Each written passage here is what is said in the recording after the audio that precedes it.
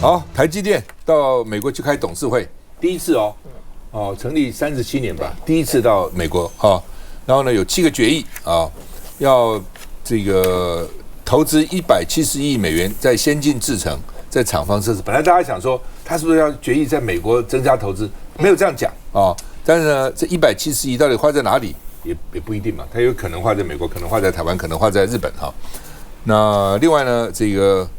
张忠谋在川普当选前1个月就讲了，说美国想要对台湾的晶片课税。所以张忠谋到底是看得比较远他当时也讲说什么世界化，什么全球化死了没有了那传出来不知道真的假的但是无风不起浪川普要求台积电跟英特尔合资在美国生产2奈米。昨天英特尔啪股票上涨7%，听到这消息就上涨7%，还要继续涨。台积电呢，今天一早先跌20，后来回来跌10块所以呢，开盘就大涨这个股价大涨7%因为英特尔已经不行了嘛，所以等于要台积电去救它，出钱，而且技术要合作，那技术就给他了所以这个蛮麻烦的。所以呢，网络也炸锅了，说还要技术转移，那台湾不完蛋吗？都给他了吗？要给他钱，要给他技术，还要救他，这搞什么鬼那另外呢，这个台经院的专家是说呢，这比科的关税更加不利。如果真的勉强他们合资的话，我们看一下。外界担心台积电可能变成美积电，但川普要对台湾科100%关税，容易吗？晶圆就是直接出货给其他的厂商，所以说基本上其实只要没有通过美国的海关，就没有办法对台积电进行任何的课税的动作。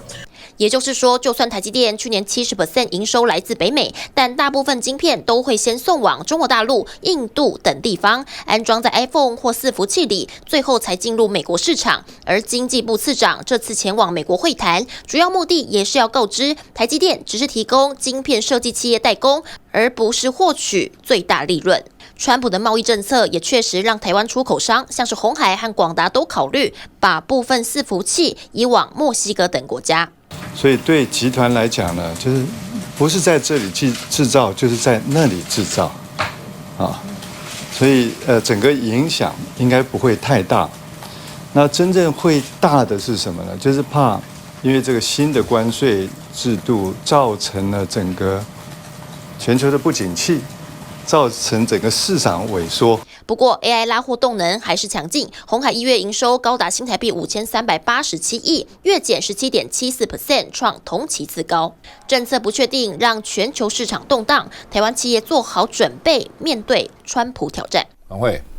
我想我们刚刚前一趴就在讨论这个俄乌战争已经打了这么久的时间，那川普一上来之后，他是选前就已经讲就是他要立刻来终止这个事情。这事情他本来说24小时，对，但是半年现在呢？但是大家，我觉得在这个俄乌战争的这个停止这件上面，我觉得我们要来观察的，确实还是川普在这个过程当中，他的谈判方式到底是什么？这才是我们台湾这边应该要特别来注意的像这个川普他其实看起来他是派了非常多的，不管从副总统到一些官员都有去跟这个泽伦斯基去谈嘛那他自己是一开始他就先把这个话就先喊了，他说这个是乌克兰是不可能就是再收回这个所有的国土他会把一些他的标准先喊在前面，然后再派大家去谈一下这个条件。那回来看台积电的部分，当然他因为他第一次到这个美国来开这个董事会，当然大家非常的一个关注但是我也看了一下投资界的一些分析，大家会觉得就是说这一次台积电的这个董事长他们在这个董事会之后所公布的相关内容，跟他在台湾所公布的内容没有太大的不一样基本上就讲一些分红啦，讲一些鼓励啦大家就讲一下就是说他没有要增加赴美投资的部分大概他们也在观察，就是说川普的这个招到底会怎么样来出这样子那回来讲就是说现在我觉得我看起来起来啦，其实民间企业因为它有非常多的这个资金都是跟生产都会直接相关到，所以我觉得台湾的企业自己的准备，不管是台积电或是刚刚大家讨论到鸿海，我觉得大家在企业界的准备都比现在的经济部来得多哦。那经济部看起来也要派什么次长去谈啊，但是都是跟川普周边的人去谈。那到底他的实际准备是什么？像石破茂要去跟川普见面之前，他是做了非常多的沙盘推演的。我觉得以台湾投资1兆啊美金啊，对，所以我是觉得啦，以台湾目前的这个赖总统所带领的这个整个台湾的这个内阁的状况，看起来他比较忙着就是在搞这个内部的这个纷乱对于全球都在关注的这个很纷乱的这个川普所带来的关税相关的，而且我们在逆差上，我们已经排在其实也在可能被处理的范围之内那到底我们的台湾现在目前准备是什么？是我们比较关心的啦。就台湾的招从长久以来就一招，就是混拖，他真的是拖骗你们国际，说我在做，很努力在做了。你就光看那个地球暖化，我们做了什么事情？你做了什么事情？你怎么可能达到国际是2030、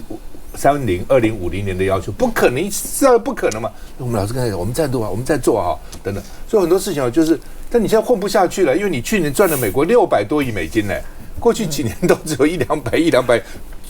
突然变600多亿，因为美国去这个控制大陆、制裁大陆嘛，所以很多就转单回来了台商也回来了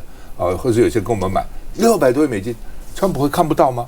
川普现在的讲法都是说，你赚了我的钱你赚了我的钱，所以呢最好要打平贸易不能赚我的钱，要零，那怎么可能？你怎么做呢？这不是小买什么买一点什么天然气，买一点什么小麦解决得了？川普才不会这样让你混过去的。对了，台湾或许对于一些事情国际的趋势是比较懒、比较钝但是台积电是具有国际性的一个竞争单位，它当然对于这一波，它当然有非常大的一个影响。说到 Intel 在这个矽谷附近的这个工厂，我以前经过我觉得这最近这些差距太大。以前是车水马龙，这个停车场大的不得了，现在去看了完全都停不到1-2辆车，你就知道他们大概是1个礼拜在休3天或什么，非常的惨。所以我们刚刚看到这个 Intel 要跟我们的台积电可能有一些合作计划，当然会引起非常多市场的一个关注我还是要不要提醒历史？1980年代还记不记得那时候日本是全世界产晶片最强盛的国家，而且也是一个美国最大的逆差国。但是呢，现在呢，就是因为美日之间的贸易的一些的关联，我们台湾跟韩国是那个时候晶片的一个受益者。但历史会不会再次重演？目前来说，我们已经这么大的，而且有这么多的人力，这么多的一个研究，但是呢，因为我们这是一个地缘政治或者是一个战略物资，在 Trump 上来之后，会不会是因为把这个过去的历史再回应到我们的台积电的这个层面当来说，虽然台积电非常聪明的到美国去开他们的董事会，但是他也做出完全不增资的这样一个决定。可是这样的一件事情，说实在的，以川普来说，要台积电做这个所谓计划的一个转移，我们可以不买单吗？这些当然有他们自己的这个所谓的 deal 存在，但是这件事情的发生，再想想过去美日，再想想对于第1名的、第2名的这样子的所谓的这个技术性的部分，美国不是没有做过任何的事情，这件事情反而是让我们觉得真的是必须要去警惕的。美国他觉得说你随时要威胁到我我就打你其实你说中国大陆说多强，它有些个别是强的没错，但整体来讲美国还是比较强嘛，但是不行这俄罗斯下去了以后，你中国大陆将来可能会起来，我现在就把你打掉。日本那个时候 Japan is #1， 日本第一，哇不得了，那个日本对不对？把什么这个把美国的 Sony， 把美国的什么大厦也买了，把电影大楼什么这个也买了，那个也买了，那日本不得了，那时候觉得哇简直好，广场会议日币从1美元兑300多日币，变成最后1美元兑85块日币你这怎么受得了？涨4倍，对啊，你涨4倍，你等于外销的成本多了4倍嘛。老美就这样干啊。说亚洲它最重要的盟国是日本，我修理你，我照样修理你啊。2战以后修理你英国，照样修理你英国，什么血浓于水，你只要想要冒起来，我就把你打下去。美国就是这样啊，不准你其他人差我很远都不能是第二，第二就把你打下去，第二就有可能将来变成第一。休息再回来。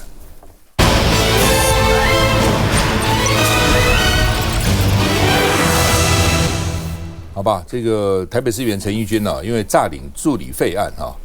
那昨天被约谈，被搜索了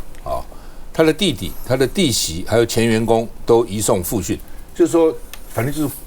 就是说人头嘛，你用自己信任没关系，他真的做事，那他没做事，没有做助理的事情，你说他做助理的事情就有问题哈。那所以呢，被声压了哈，但是他还喊说相信我的清白，大家要相信我的清白，我陈玉君不是这样的人啊，我决定清白啊。那刚刚传来的消息呢，他的办公室主任叫馒头了啊，馒头主任已经被裁定说要进监，所以他可能跟陈玉君串证啊。那他们现在有300万的助理费啊，就说呢这个可能用人头来领了啊。那因为他是民进党的这个议员嘛，所以民进党说尊重司法调查啊。那另外呢，他妈妈说这政治很肮脏啊，因为他是大同区的议员。大陆这边民进党势力是很强的，说派系之间有互相呢，这个有竞争有斗争哈。那所以呢，他妈妈就说政治很肮脏啊，所以呢，这因为都被政治害的啊。那不是只有他，现在啊任期现在过半了，台湾有70个县市议员都为了这个助理费官司缠身。那如果加上以前的有超过200个人呢，一共才多少人？就这么多人都因为这个啊。所以到底是规定的不清不楚，不够清楚啊，还是说的确这些民意代表呢假公济私啊？那学者说呢，是公司一定要分级的，就你这个钱到底自己用的还是公家用的，这个是非常重要的啊。那这个馒头主任他的主任呢说喜欢粗金的项链，所以呢曾经挂一个粗金的项链啊，10两的项链挂这边，所以他就说你叫我土豪好了。那现在呢，昨天被声压，现在被压了哈。那另外呢，这个陈玉君，因为他是挺陈廷飞的，好像都正国会的，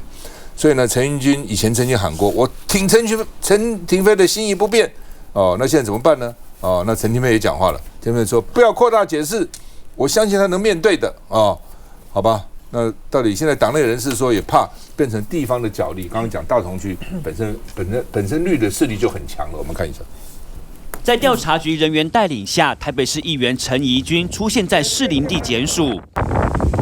强风吹着陈怡君的脸，算他的头发乱了，还是要支持者相信自己的为人？完成报道后，陈怡君随即接受检方复讯，贪污涉嫌重大，遭检方申请羁押。办公室主任也是同样下场。主任有没有诈领助理费啊？理直短发的就是绰号馒头的办公室主任张慧玲，曾经担任过前议员梁文杰的办公室主任，跳槽后处理陈怡君办公室的核心事务，两人涉嫌诈领助理费，早已被检调锁定。来，往后退，拜到来。12号，大批调查局人员出现在台北市议会办公室，带走相关资料，检调兵分13路，带回7名被告和4名证人。怀疑2019年开始，陈怡君透过张慧玲以及议会研究室主任杨慧琪处理助理每个月4到8万元不等的薪资，却有挪用情况。而杨慧琪也担任过前议员童仲彦的助理。杨慧琪60万元交保，交保金第2高的是前贺姓员工，馒头主任的姐姐也以30万交保，而陈怡君的弟弟弟媳则是1万元交保。过去问政犀利的陈怡君，官司能否全身而退，也备受外界关注。你想这议员到底怎么回事？什么一个接一个？其实我说实在，我昨天因为他办公室正好在我的出来的右手边，所以我昨天这个一开门看到这个一票器材那个，我还有点吓到，我不知道发生什么事情。我当时接见外宾，就还跟外宾说，会不会我们这个市议会又发生了这个诈领的问题没有诈领的问题，然后又我们说，其实台北市议会因为过去发生过嘛，对不对？然后这个也持续来发生当中，所以我只开玩笑说，就殊不知后来有记者跟我说，真的是如此哈。那我觉得重点是说，当然了，就是说，我觉得党立场清楚，就是说，今天如果发生到司法的一个问题，就尊重司法嘛。那当然，我想陈怡君最后还是有他的权利，而且当然也有他的义务在法庭上去为他的这个清白去做辩护了。但我觉得重点是，全台湾真的是发生太多案例了。其实我真的不懂这件事情，就是这个诱惑有这么高吗？为什么全台湾，包括台北、新北？其实各县市都不断有这个民意代表诈领助理费的问题。那我自己作为台北市议员，我自己看到的是2个部分第一个部分，我们现在对于那种助理的那种认知其实太模糊了。其实至今在法律上没有人说得出助理他的雇主到底清楚的是谁因为他雇主的原则上又是议员本身，但是他的钱又是来自议会又是来自国家公费的。所以其实这个部分，我觉得未来要做一个更清楚的一个定妥，就是到底助理的角色是什么，薪水最好是议员不知道也看不见啊，这是在于一定的一个机制在。但第二个部分呢，我觉得真的也要做一点教育，你知道吗？因为我觉得可能过去真的是大家习以为常，习以为常什么呢？就是说我找家人，我找亲朋好友去当助理，你给我一点回扣嘛。那回扣我可能拿来去养办公室哦，去付这个行政的一些费用等等等等，这都不对的，薪水就是薪水。所以我觉得现在因为逐渐有这些司法案件产生，所以我觉得大家可能有接受到比较我觉得正确的一些资讯了。但是同时，我觉得还有很大的一个努力空间。所以回过头我讲陈奕迅的部分，我觉得很多人去揣测什么派系啊等等，我觉得那是目前为止这大可不必了，因为我觉得是这样，最后这一定会到法庭，到时候证据会摊出来。那你说，因为他是派系的关系，这次证据就存在或不存在吗？其实不可能的嘛，对不对？你证据有就是有，没有就是没有，几乎关他的派系。那至于说证据是什么呢？其实我后来我去问了一个朋友哦，他跟我说是这样。通常其实检方是从宽认定哦，你的所谓的助理哦，即便是家人，但其实你只要为办公室有贡献，有去开会，甚至于定期有出现等等，这都还好。那真的会到诈领助理费这个概念，就是几乎看不见这个人，也不知道他在干嘛啊。那真的就是没有工作之时，那可能就会带来到所谓的诈领助理费这样子的问题。所以我是认为了，就是说这个最后到法庭就变成说双方必须要讲清楚。如果检方认为说，这个人都没出现哦，那甚至于可能钱哦有收了回扣，那把证据提出来。那陈奕迅认为说，他有工作之时啊，他有来开会啊，那陈奕迅到时候提出来，所以法庭这样子的一个辩论啊，应该之后会开始，我觉得大家可以这个仔细去关注啊。这个洪威怎么看？其实去年因为我们现在立法委员很多都是议员出身，所以我去年我们提案帮台北市议员，其实包含6都的议员、各地的议员，这个助理加薪。因为像以台北市的这个议员助理20多年，我记得23年吧，通都没有加薪过。所以呢，我们把助理费从24万提高到36万。那这个提案呢，事实上受到所有不同政党的委员的支持，所以非常快的就通过了。所以从今年开始那么议员的助理费通通都提高，不管是直辖市或者是县辖市。那但是我们当时也特别提到，就是因为确实民意代表涉嫌诈领助理费实在太过泛滥，它也变成是跨党派的。那所以其实大家要引以为戒啦。有在这么多的这个案子发生之后这样的如果真的有涉及诈领助理费这样的贪小便宜，真的是不必要。我老讲，我看到好多不分党派的这个民意代表，本来都看起来是明日之星啊，前途一片大好，可是就在诈领助理费摔了一跤那不要说这个可能从此你没有办法再参选，有的事实上我觉得下场还蛮惨的了，我就不要去点名那以陈奕迅来说，陈奕迅他不是只是大同区，他是中山大同区的议员。那因为中山区是我的选区，所以事实上我们互动的机会也很多。刚才那个新闻有讲说他问政犀利，他事实上他是攻击性很强的，就是我在选举的时候他常常骂我啦但是呢，在我们平常的服务的时候，大家还是就是合作嘛，因为对我来讲就是在我的选区里面只有我一席的立法委员，所以不管是蓝绿不同政党的议员，假使需要我这边由中央来做服务，我一样都做服务。那所以，但是选举的时候，哇，他就会常常骂我啊，什么攻击我，来刷一下这个流量，这个我也是理解的。可是这件事情就是说，因为现在是民进党在执政，那大家也普遍认为民进党可以完全的掌控检调这个柯文哲的这个案子就已经非常非常明显了嘛。所以你可以看到民进党包含义祥在这边，或者他们打中央发言人说尊重司法你不能讲说这是政治迫害啊！如果是政治迫害，这就不得了的事情。可是我刚才也讲说，陈奕迅他妈妈呢是大同区的一个里长，什么里我搞不清楚，因为那不是我的选区，但我很清楚他是大同区的一个里长，也是民进党籍他讲说政治太肮脏了那所以这就有问题啦。如果说这样的一个办案是扯上政治，那到底为什么呢？事实上，中山大同区的议员，自从梁文杰他上一次就是他选输了，带他去当陆委会的副主委，因为他空了一席出来。以我现在跑行程，他们有2位跑得非常勤快，一个跟那个何志伟有关系，一个是那个王世坚坚哥的助理出身这个两方派系事实上他跑得很勤快，那么事实上也是都在鸭子划水那本来认为呢，他们有3席的女性的立委，看起来是这个生态很平衡的。但是呢，现在陈怡君出事了，恐怕呢，他们这个因为大同区算是民进党的兵家必争之地啦。那另外一点就是说，其实你知道陈怡君一出事我们就很多传说，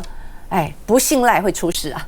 因为呢，陈怡君大家那时候还记得，因为陈亭妃记不记得？因为陈亭妃就是不信赖啊，对不对？硬要选台南市长啊，你赖清德就不要让你选嘛，你看已经钦定了这个林俊宪。后来呢，这个陈亭妃在选那个中常委的时候，甚至脱离正国会脱离正国会不说，那么陈怡君呢就追随了陈亭妃就是脱离了正国会，所以当时就有人会觉得说，陈怡君以前至少还有一个正国会那个派系，因为对民进党来讲派系非常非常重要，那所以他是不是少了派系的保护，因此而遭到今天的待遇，我不敢讲，因为我还不晓得里面这个实质的内容是什么，但是无论如何。恐怕现在的种种事情也是跟2026的，不管是县市议员的选举，甚至台北市长的选举，某一种程度恐怕都是一个前哨战。好不好？陈怡君到底是不是民进党里面的孤鸟？我们看一下。各个派系都有我的好朋友，那即使我跟郑国会，我被宣布被迫分手。去年被郑国会分手，才说和其他派系关系都还不错。台北市议员陈怡君12号办公室被搜索，似乎让选区中山大同是否有派系之争浮上台面。不过先前共患难的立委陈亭妃第一时间出来力挺，是有什么问题就把它扩大解释，我们还是了解状况。那我觉得